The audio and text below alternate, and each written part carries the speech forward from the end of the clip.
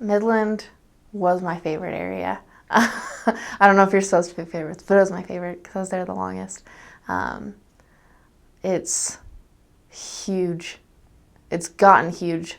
Every time we went anywhere, people would always talk about how Midland used to be tiny and nobody came around and it was quiet. And then the oil fields popped up and almost everyone works in the oil field. 90% of people that you will meet in Midland have something to do with the oil field with their work.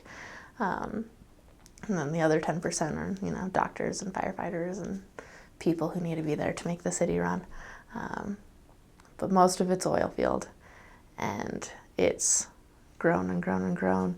And there's either huge mansion houses or apartment buildings. There's not too much in between the two sizes because it's either people who own the oil fields and who are at the top, who are in the big mansion houses, or people who work the daily oil field stuff who are in the apartments. And it's great. Just love it. It's funny that all the streets have little sections. There's like the tree streets and the Robin Hood streets, and they're all named after different things, which made getting to know the area really well when I was trying to figure out the map and figure out where to go, because none of us had ever been there before. We didn't have a companion who had been there to show us the ropes. We had to just kind of figure it out on our own.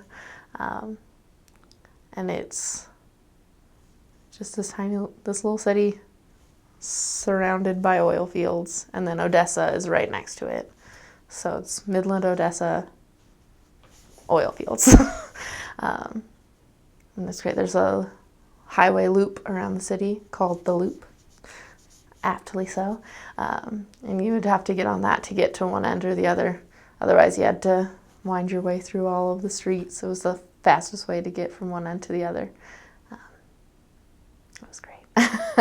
It's George W. Bush's birthplace, so they're very proud of that. There's a museum of his house that we never got to go to because it was closed on Mondays.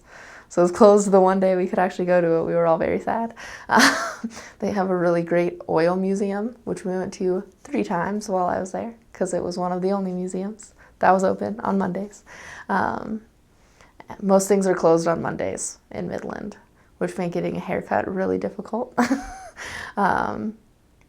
But it was great anyway.